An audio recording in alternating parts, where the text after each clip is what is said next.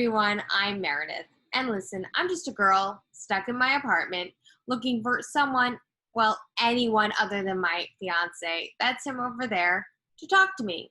So I found some people. We're talking about finding new work-life balance in this new quarantine way of life.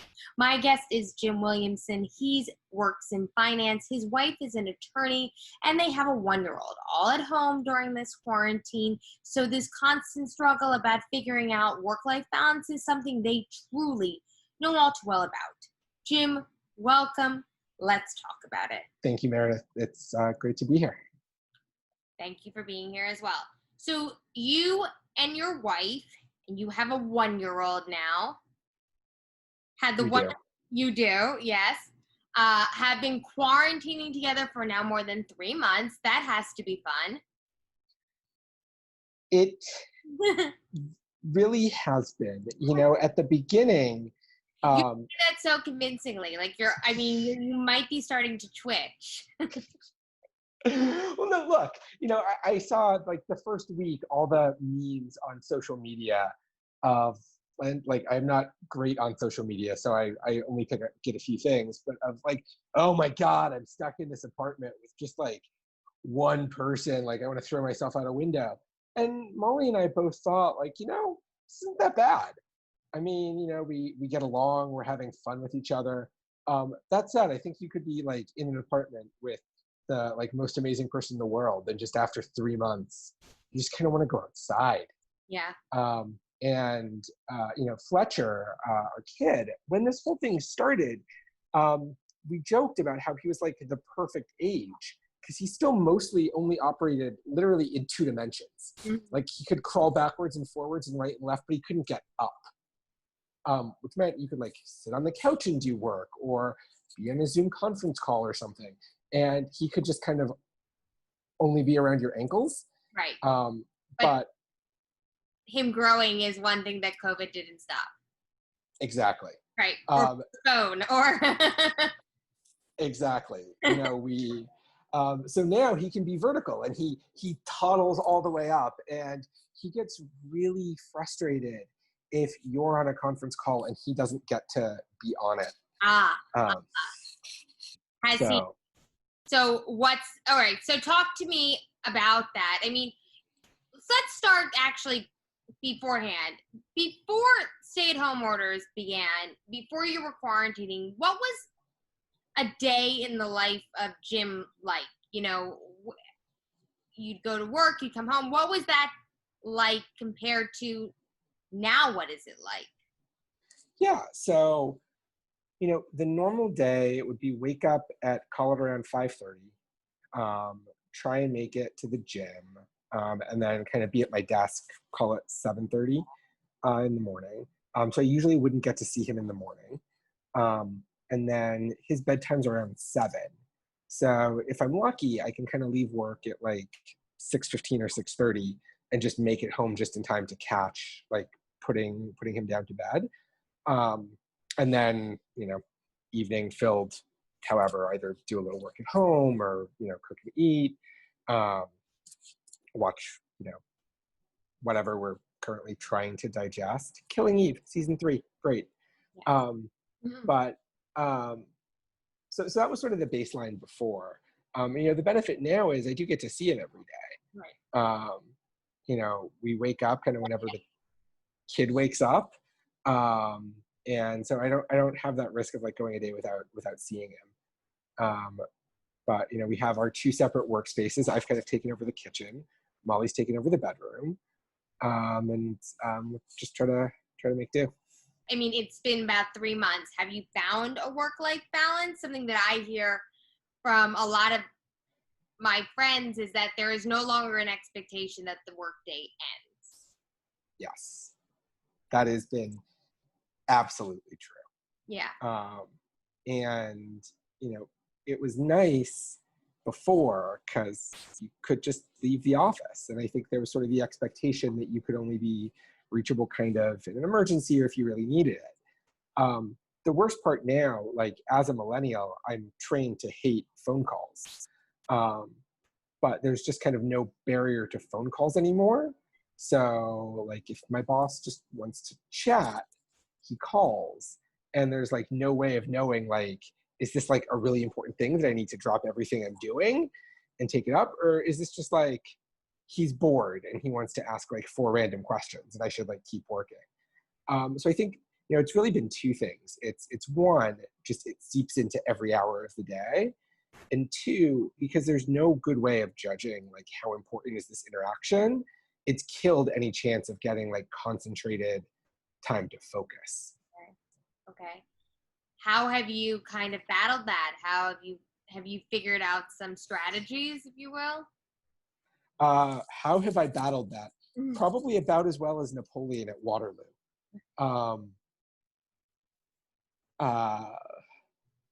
I'm still looking. If you've got any, let me know. I mean, I think it's just been kind of roll with it. Originally we thought, how long can this go on? We'll just kind of operate in this mode. And as it keeps going, I now realize, well, we've gotten into this pattern and this habit where we've just established that we'll have like no boundaries and no like set aside time for concentrating or focusing. And that's just the pattern that we're in. And now I guess we're kind of stuck with it. Have you become more akin to the phone calls? Yeah, the like dopamine and adrenaline burst of like, oh my God, did someone die? Is something awful happening? That's at least like gone away a little bit. So that's at least one benefit. But it's hard because sometimes you have like relatively complex things that you want to try and work through, whether it's a 10K for a company or just a bunch of credit agreements. And it would be nicer to actually say like, I can block out 2 hours and focus. But there's no like I haven't figured out a good way to like communicate that yet. Are you operating under this mentality that anything can come up and almost like a fear that it will as you try to concentrate? Or yeah, it is. And part of my job is that the historic benefit is it's kind of tied to public markets. So you've at least got this presumption that like you need to always be available when stock and bond markets are open. But that also is the fear that like anytime stock and bond markets are open, something could be going horribly wrong. And so it's basically like between 9 and 4:30. Kind of like impossible to like carve out any time, which means that you kind of have to try and do that now in the evening, right. Which is the other part of it, which is there's no boundary between work and home anymore. So has the life, even though you are home, you're with your wife and you're with your kid, are you finding it harder to find quality time with them during the week? It's a great question. I think I kind of am. Because that real quality time is when you can be totally dedicated and focused and present. And the ironic thing is now that we're working from home, even when we're eating dinner, we eat dinner together almost every night. But most nights, one, we kind of have to have our phones out because people are badgering us constantly. And 2, we also find that because we don't really have experiences other than working or being together at home, we don't really have like things to talk about either. It's this weird thing that I think you kind of get more time, but it's not really an increase in quality time. Yeah, I mean, I sit across the table from my fiance all day. I know what he's working on. He knows what I'm working on. We talk about it during the day, but there's sometimes I laugh when he, will say to me over dinner, "How was your day?" And I'm like, you were a part of it. You were right there the entire time. Well, and there's right, like one of the joys of having like a significant other is you have all these experiences out in the world, and then you come back, you come together, and you get to digest them and get another person's take on them and share the funny stories. And like all of that has just like not gone down, but like gone to 0. Right. Well, because this is the world where this is the one experience we're all sharing, and almost the only experience we're all sharing. Um, That stinks. yeah, so it's sort of this weird thing where we almost need to like, and the other part is like the things that we do, like, you know, flip through blogs online or stuff, we're going to read relatively similar things. So we almost have this race of like, oh, did you see this tweet first? It's like, of course I saw this tweet. We follow the same people. We all read the same Slate and Vox explainers and, you know, all the same stuff. So there's not even like that wellspring. We almost need to like go off and like watch separate shows for 2 weeks and then like come back together and be like, so on the new season of, you know, on the last season of Buffy, this happened. Right. Or at least watch them separately to be able to then come back and talk about it or something. Are you figuring out any kind of new activities? Have you guys started doing new things together during this time, like when there's nothing else that you can do? So we have actually. We've started in a really kind of focused way listening to music in a way that we didn't before. So, you know, I was really never good at having like a full appreciation of like an album, right? I feel like I never really, like when I was a teenager, would like, when they still had, you know, when music still came in like physical form, like, you know, buying a CD and like listening to it all the way through and like getting a really good appreciation for it that way. So it was something that I kind of wanted to focus on. So sometimes we'll just pick an artist and, you know, ranging from like something super popular to something a little bit more obscure and just say like let's just like sit down together and like listen to an album all the way through and like really pay attention and focus on it. And so that's been kind of interesting. So what have you gotten through yet? Oh, you know, it runs the gamut. We did a Taylor Swift. And then on the other side, we did, you know, like a very old school, like folk album. We did a Dixie Chicks. Chicks? Yes. Now just the Chicks. You know, like I've listened to like, you know, Bob Dylan songs, right? But I've never listened all the way through a complete like Bob Dylan album. Mm-hmm. And in the same way for, we listened to like a Beyonce album sort of all the way through. And it's just really nice to get to hear like, oh, you know, the artist clearly thinks that like these songs are going to fit together and there's more than just, you know, their one hit single here. So what were some takeaways that you took from Taylor? I'm not, my fiance, who Jim knows, full transparency, we are all friends. He's much more of a music person than I am. I know Broadway musicals and that's about it. So he would do better with this activity. But what were some of the takeaways you got from listening to the album straight through, whether it was Taylor Swift or Beyonce or Bob Dylan?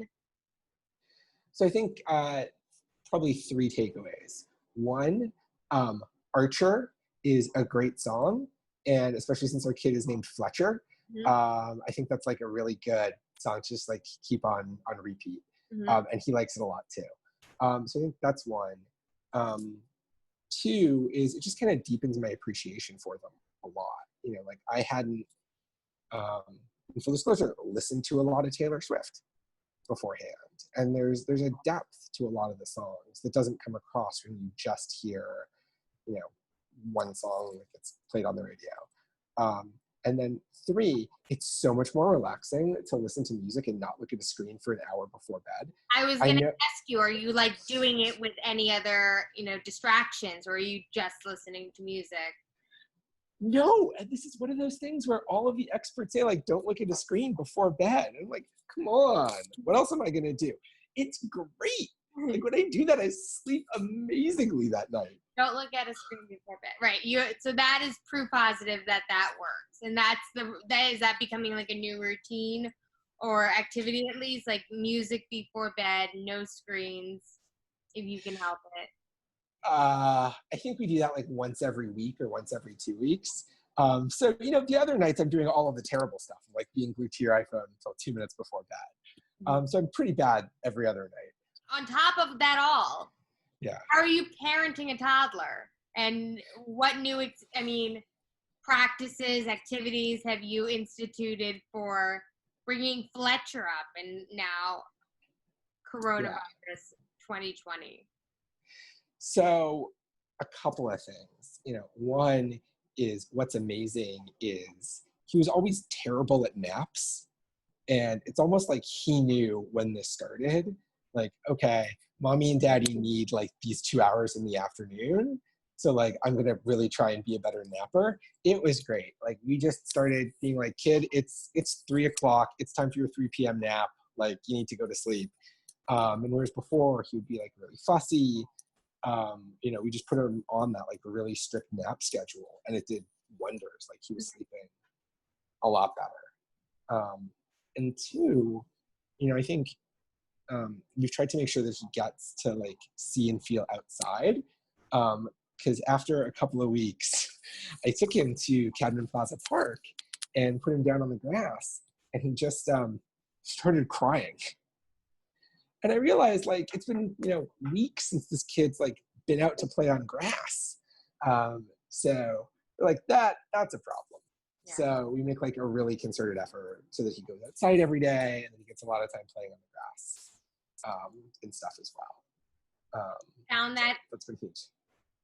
Have you found that your bosses and employers are like more accepting of kids being a part of the work-life environment?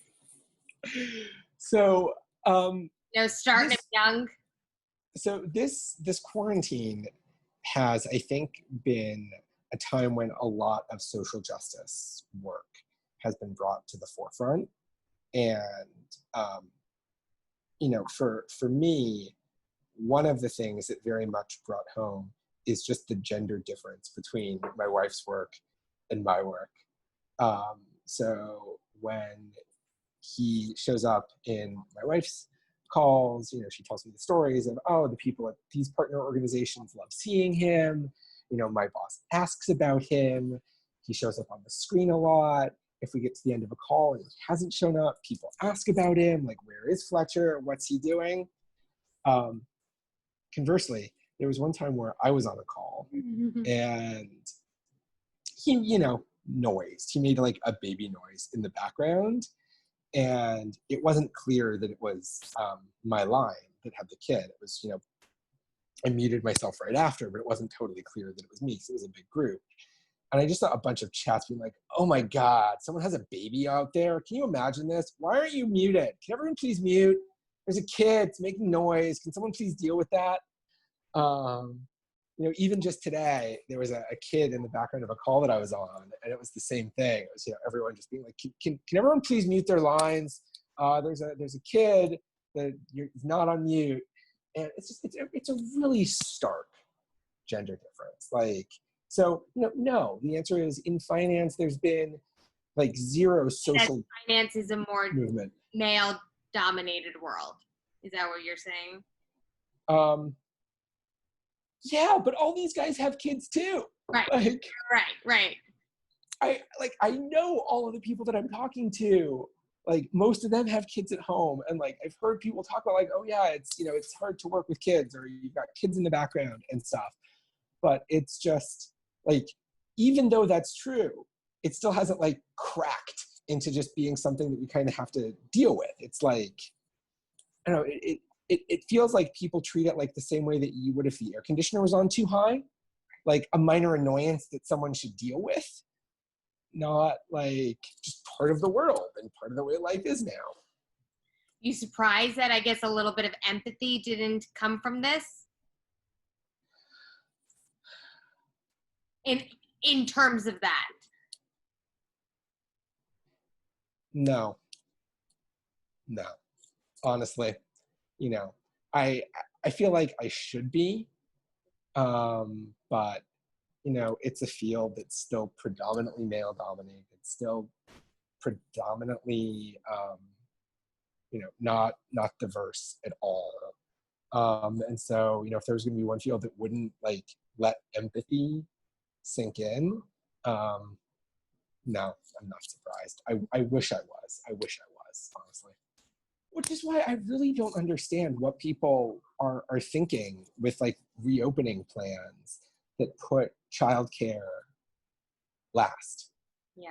And, I know that's not specific to my field, and you probably hear that from a bunch of people, but, how do you expect the vast majority of people to start like going back to their previously scheduled lives when there's just no accommodation for childcare? It boggles my mind. Like, what do you expect will happen? Right.